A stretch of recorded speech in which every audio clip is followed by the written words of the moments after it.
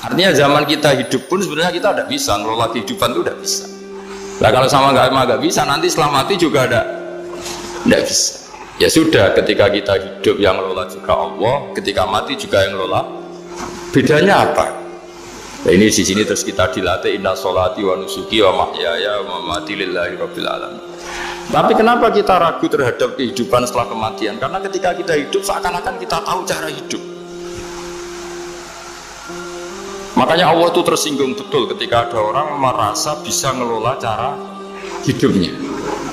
Makanya kata Allah, kalau gojlok orang-orang yang kepedean, kalau kamu top, mbok jangan mati. Itu falaula in kuntum ghaira madinin tarji'unaha in kuntum shadiqin. Kalau kamu merasa top itu jangan mati. Di mana-mana mati itu tidak top.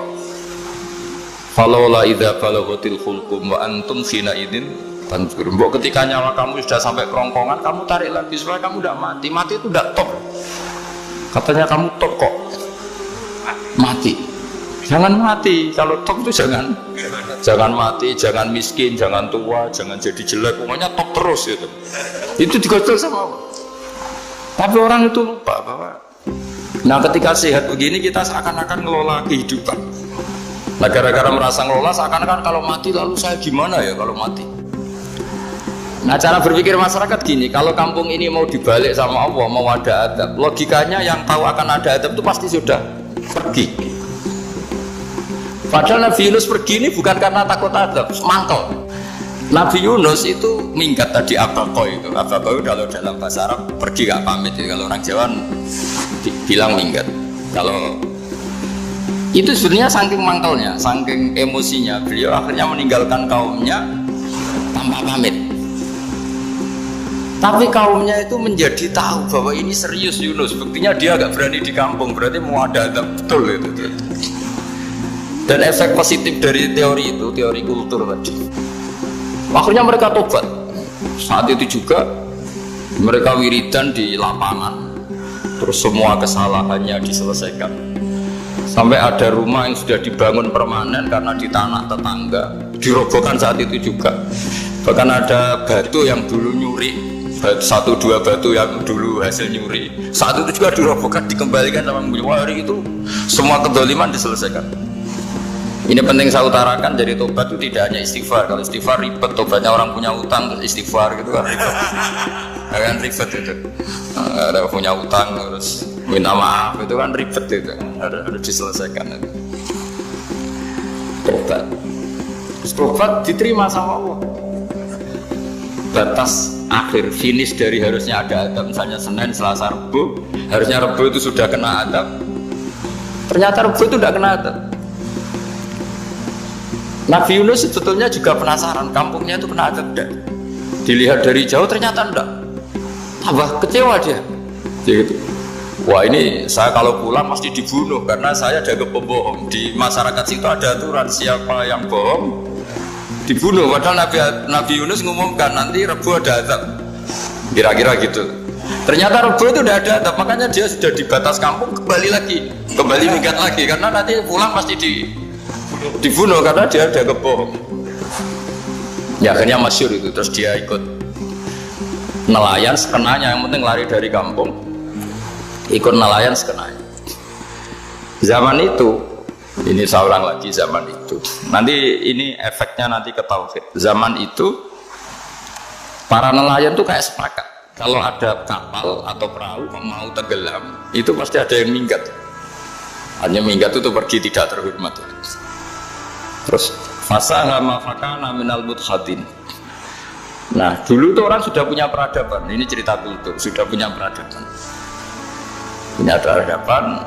Ya sekarang gini, kalau nyemplungkan salah satu kan tidak adil diundi. Ternyata yang keluar dia Nabi Yunus. Terus mereka tahu ini orang nggak pantas dikorbankan karena Nabi di mana-mana itu ganteng. Memang Allah itu punya sunat unik. Nabi itu harus paling ganteng di kampungnya, nasabnya juga harus paling baik, kabar-kabarnya juga istrinya harus paling cantik. Itu memang aturannya gitu. Nggak tahu saya. Dulu saya juga janggal kenapa Nabi aturannya harus gitu. Tak angen-angen di pemimpin elek ya isin itu maksudnya. Misalnya pemimpin dia masa kritik itu kan piye gitu rasanya itu. Jadi Nabi itu pasti itu paling ganteng di kampungnya, terus dari nasab ya terbaik, terus rata-rata istrinya itu ya selain solihah itu ya paling ganteng. Karena ya dibully kan, sowar tidak jadi Nabi, nak jenela kan jadi ribet kalau misalnya ada yang bully gitu kan juga ribet. Singkat cerita terus dia akhirnya ditenggelamkan, dibuang. Karena beliau seorang nabi, faltaqamahul khut, beliau ditelan ya. Iltiqam itu tidak digigit, ditelan ya. Karena ditelan beliau udah ngalami dibunyak, ditelan. Iltiqam itu ditelan. Karena beliau seorang nabi, di dalam batnil khut itu di perut. Itu dia wiridan, dan barokahnya wiridan itu perut ikan ini menjadi masjid. Dia nyaman di situ, nyaman karena terus ngalami karomah lah. Andekan wali itu ngalamin karomah. Nah, kesimpulan dari cerita ini itu apa? Masyarakat itu akan selalu dengan kulturnya sendiri. Para nabi juga punya kultur sendiri. Dan Allah yang ngelola itu semua. Saya ulang lagi, Allah yang ngelola itu semua. Makanya terus dua kultur ini kalau Allah menghendaki itu gampang sekali. Akhirnya yang terjadi apa? Nabi Yunus jadi kasih sanksi Allah karena pergi tidak pamit. Masyarakatnya justru enggak karena tobat. Dan tobatnya masyarakatnya ini karena kekeliruan Nabi Yunus. Keliru dengan makna bukan dosa. Andai kan Nabi Yunus saat itu kok di rumah ingin menyaksikan adab, itu masyarakat pasti gak percaya kan ada adab. Mau ada adab kok dia di rumah gitu. Jadi unik, Allah cara ngelola masyarakat itu unik. Nah, dari keunikan-keunikan cara Allah ini kemudian lahirlah ilmu yang bernama ilmu tauhid, ilmu tawakal, ilmu pasrah nang pangeran itu. Karena kemarin pas Pak Yusuf sama Bu Sulis sowan saya itu tak beri cerita agama itu milik Allah. Jika teori yang dikatakan manusia itu ya teori saja, tetap semua itu di tangan Allah.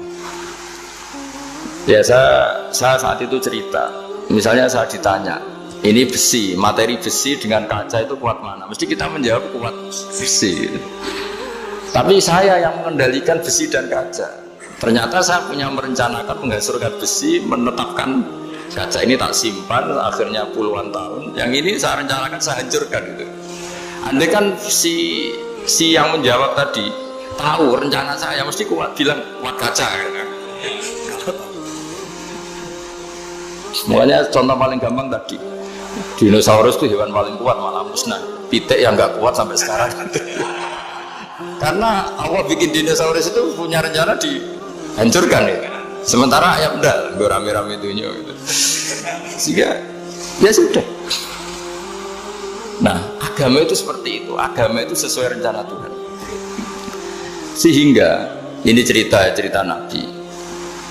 Sehingga Nabi itu kadang nggak tahu bedanya antara sesuatu yang punya data, punya perangkat-perangkat untuk menuju A misalnya, itu nggak tahu bedanya. Jadi kalau Nabi ditanya misalnya gini, onta itu lahir dari betinanya, dari indukannya bisa, ya bisa. Lahir dari batu, jawabnya ya bisa. Kalau dia seorang Nabi pasti jawab bisa. Jadi kalau Nabi ditanya, mata air itu keluar dari bumi kedalaman 7 meter, bisa. Keluar dari sini, dari meja, jawabannya ya bisa. Karena Nabi itu saking dekatnya Allah, tahu betul bahwa perangkat di dunia ini tidak bisa mendikte Allah. Semua itu kehendak Allah. Logika yang terbangun Nabi itu sebenarnya gampang ya. Kalau kita teliti itu hanya gampang itu, sesuatu yang benar itu pasti bisa dijelaskan secara gampang. Nah ini ngaji tauhid biar tidak terlalu berteori itu. Karena kalau saya cerita uang pinter jenengan. Dan saya tidak ingin pinter tentang uang itu. Tak beri contoh. Nah ini sebenarnya nanti kalau sampean suatu saat meninggal ketemu mungkar nakir itu tahu cara menghadapi. Nanti tak warai tekniknya. Warai tekniknya. Makanya ada cerita agama ini baik sekali. Orang bocorkan ujian nasional itu kriminal, bisa ditangkap Pak Rosidin. Tapi agama ini pertanyaan mungkar nakir dibocorkan semua kiai. Itu gak ditangkap sama mungkar nakir. Harusnya kan rugi karena ini pertanyaan Tapi semua kiai kan sudah membocorkan. Nanti pertanyaannya di kuburan itu man rabbuka, Tuhanmu siapa, agamamu apa. Itu kan sudah dibocorkan. Tapi itu nggak dianggap kriminal. Sementara kita sekolah SD, sekolah SMP bocorkan soal itu dianggap kriminal. Padahal harusnya boleh. Maksudnya kalau menuruti teori itu harusnya boleh kan. Mau pertanyaan mungkar nakir saja dibocorkan kan? Ada dasarnya. Ya tapi kan nggak ada itu. Harusnya boleh. Tapi kan terjadi nggak ujian kalau dibocorkan itu. Artinya agama ini begitu baik. Pertanyaan yang taruhannya surga neraka saja dibocorkan. Kurang apanya baiknya agama ini? Pertanyaan sepenting itu dibocorkan dan kiai-kiai nggak ditangkap sama mungkar nakir ya udah itu. Saya ulang lagi ya supaya kita ingat fitrah salimah. Soal Anda modern monggo lah, tapi saya sebagai kiai akan ngajari kalian tentang fitrah salimah. Jadi kalau kamu itu benar-benar beragama, ini misalnya kertas, ini lempengan baja. Kalau kamu beragama kalau ditanya kuat mana, ya terserah jenengan. Karena bisa saja kertas ini aku punya niat tak simpan di arsip nasional. Baja ini tak niatkan, tak luluhkan, tak hancurkan. Sehingga kalau kita ngomong ya secara materi harus ditambah ya, secara materi kuat gajah ya Allah. Tapi secara substansi jenengan ya terserah jenengan monggo. Nah, di sini yang mulai orang lupa itu karena selalu menjawab pasti kuat gajah. Kata pasti ini yang akhirnya orang menghilangkan teori beragama. Berdasar logika itu. Berdasar logika. Nah akhirnya para nabi, para wali itu ditanya. Saya punya kitab karangannya Abdul Hamid, orang-orang alim. Kitab itu dulu saya ngaji lama sekali, sampai sekarang saya pelajari. Manusia itu dijebak hukum adat, padahal adat itu ya tidak terlibat. Misalnya kalau ada telur jadi ayam normal ya. Ya tadi indukan unta melahirkan unta normal itu, indukan sapi melahirkan sapi normal.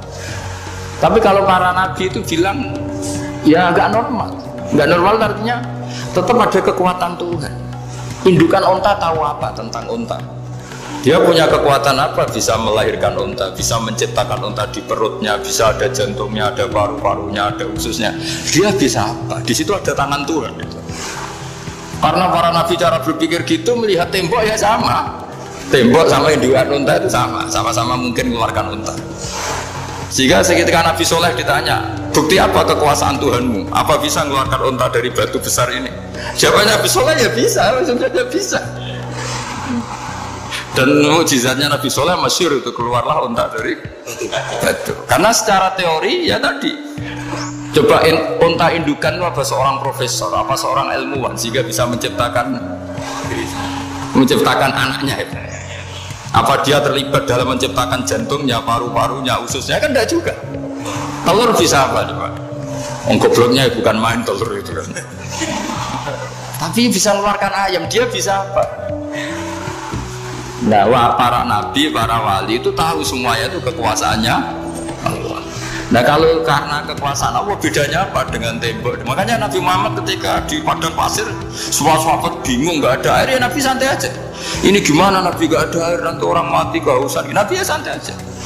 Kamu ingin air katanya? Iya. Nabi nunjuk apa itu ya sudah terus ada air. Ada yang keluar dari jemarinya, ada karena Nabi itu nggak tahu bedanya antara ini mungkin dan tidak mungkin itu nggak tahunya itu ya semuanya itu Allah. Kalau kamu kan nggak, wah daerah gini nggak mungkin ada air. Ini kan padang pasir. Air itu biasa di daerah hutan gini malah berteori macam-macam. Seakan-akan tidak ada Tuhan. Jadi kalau orang nggak bakat wali pasti berpikirnya gitu. Makanya nggak wali-wali itu orang nggak bakat karena itu kan artinya menafikan kekuasaannya Allah kan. Seakan-akan Allah tidak mampu bikin air di situ. Tapi kalau Nabi santai aja. Makanya Nabi Ibrahim ketika mau dibakar ya santai aja. Menurut beliau api bisa apa? Jadi itu meskipun hukum adat dia selalu berjalan. Normalnya api yang membakar di padang pasir, normalnya ya nggak ada air, normalnya batu ya nggak mengeluarkan unta. Tapi kamu jangan terjebak oleh keseharian yang Anda lihat. Tetap di balik itu ada kekuasaannya Allah Subhanahu wa Ta'ala.